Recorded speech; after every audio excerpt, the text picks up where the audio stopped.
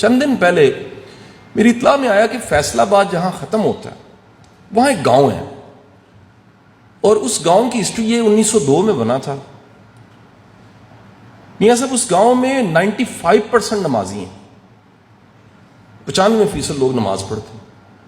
دوسری بات یہ ہے کہ اس گاؤں میں کہیں ڈھول ڈمکا نہیں ہوتا، ساری شادیاں مسجد میں نکاح ہوتا ہے، پورے گاؤں میں سگریٹ نہیں ملتا جی، پورے گاؤں میں کسی کے گھر سے ٹی وی کی آواز باہر نہیں آتی۔ گاؤں شاید واحد گاؤں ہوگا جو عشر دیتا ہے۔ دکھ کے ساتھ کہہ رہا ہوں، ہمارا BS اسلامیات پڑھنے والے بچے کو بھی عشر کا نہیں پتا، زکوٰۃ کا پتا ہوتا ہے، وہ گاؤں عشر دیتا ہے۔ میں لاہور سے اسپیشلی، ایک ہمارے بزنس مین دوست تھے، وہ کراچی سے لاہور آئے، ہم دونوں سنڈے کو صبح ڈرائیو کر کے اوڈم والا میں چلے گئے۔ اوڈم والا جو ہے وہ بالکل اینڈ، اس کے بعد شروع ہو جاتا ہے ٹوبا ٹیکسی۔ وہ گاؤں کو پورا دن ہم نے وہاں جا کے مسجد میں گزارا، اور علاقے کو پورا امن۔ بٹ صاحب جب ریسرچ کی ہم نے، اب سوال یہ تھا کوئی ٹریننگ پروگرام ہوا ہے، کوئی تبلیغی جماعت آئی ہے، ایسا کیا ہوا ہے کہ یہ سب کے سب نمازی ہو گئے ہیں؟ انہوں نے کہا جی اس کی وجہ ہے۔ وجہ کیا ہے؟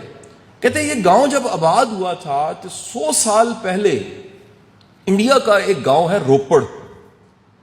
روپڑ سے کچھ بزرگ یہاں پر ہجرت کر کے آ گئے تھے، انہوں نے لوگوں پہ محنت کی، اور ان سب کا ماننا یہ تھا، جو میں ماننے والی بات بتانے لگوں، یہ آفاقی پرنسپل ہے۔ یاد رکھیے گا، تربیت نہ کتاب کرتی ہے، نہ لیکچر کرتا ہے، نہ واز کرتا ہے، نہ تبلیغ کرتی ہے۔ تربیت بندے کے کمپنی سے ہوتی ہے۔ اگر بندہ اہم نہ ہوتا، شخص کی کمپنی اہم نہ ہوتی، تو اللہ صرف کتاب اتارتا، نبی کی ضرورت نہ ہوتی۔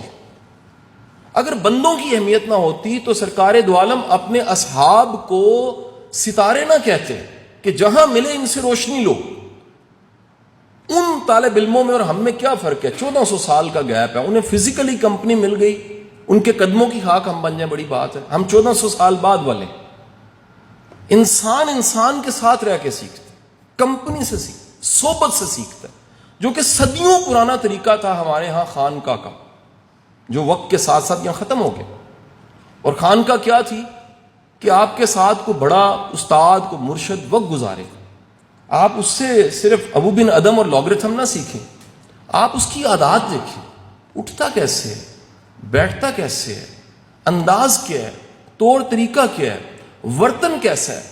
آپ کا اس کے ساتھ واہ پڑے تو آپ کہہ سکیں کہ اس کی کمپنی نے جو مجھے سکھایا ہے میں اسے بھلا نہیں سکتا۔ میرے بیٹوں اور بیٹیوں، آخری بات کیا کہ میں بات ختم کروں گا۔